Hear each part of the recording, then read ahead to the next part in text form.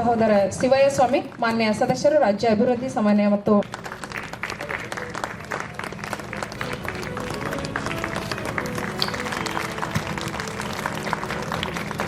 ಜಾರಿಯಲ್ಲಿರಲಿ. ಬೇಟಿ ಬಚಾವೋ ಬೇಟಿ ಪಡಾವೋ ಎನ್ನುವಂತಹ ಒಂದು ಪೋಸ್ಟರ್ ಬಿಡುಗಡೆ. ತಮ್ಮೆಲ್ಲರ ಚಪ್ಪಾಳೆ ಜಾರಿಯಲ್ಲಿರಲಿ. ಶಾಂತೇಶ್ವರ ಸ್ವಯಂ ಸೇವಾ ಸಂಸ್ಥೆ ಇವರ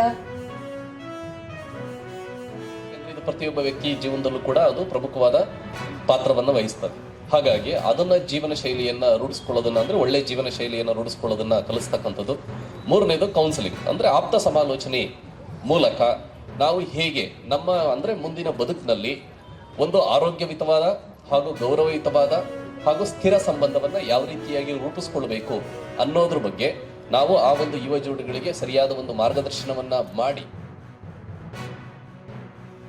ಯಾಕಂದರೆ ಭಾಳಷ್ಟು ಡೈವರ್ಸ್ಗಳು ನಾವು ನೋಡ್ತಿದ್ದೀವಿ, ಭಾಳಷ್ಟು ಕೌಟುಂಬಿಕ ಕಲಹಗಳನ್ನು ನಾವು ನೋಡ್ತಿದ್ದೀವಿ.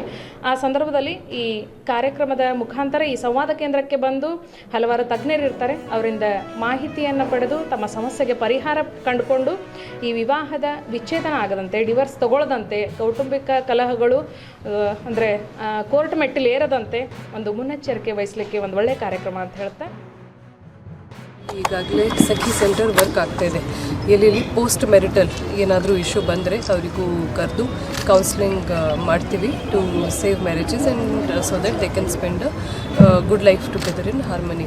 ಸೊ ಅದೇ ರೀತಿಯಲ್ಲಿ ನಾವು ಇಲ್ಲಿ ಪ್ರೀ ಮ್ಯಾರಿಟಲ್ ಕೌನ್ಸಿಲಿಂಗ್ ಈಗ ಸ್ಟಾರ್ಟ್ ಮಾಡ್ತೀವಿ. ಅವರಿಗೂ ಮುಂಚಿತವಾಗಿಯೇ ಕೌನ್ಸಿಲಿಂಗ್ ಮಾಡಿ ಏನೇನು ಚೇಂಜಸ್ ಆಗುತ್ತೆ ಪೋಸ್ಟ್ ಮ್ಯಾರೇಜ್ ಮತ್ತು ಯಾವ ರೀತಿಯಲ್ಲಿ ಕೌನ್ಸಿಲಿಂಗಲ್ಲಿ ಕೊಡ್ತಾರೆ. ಇದು ಫಸ್ಟ್ ಇನ್ ದಿ ಸ್ಟೇಟ್ ಆಗಿದೆ. ವಿವಾಹ ಪೂರ್ವ ಸಂವಾದ ಕೇಂದ್ರವನ್ನು ಪ್ರಾರಂಭ ಮಾಡಿದ್ದೇವೆ.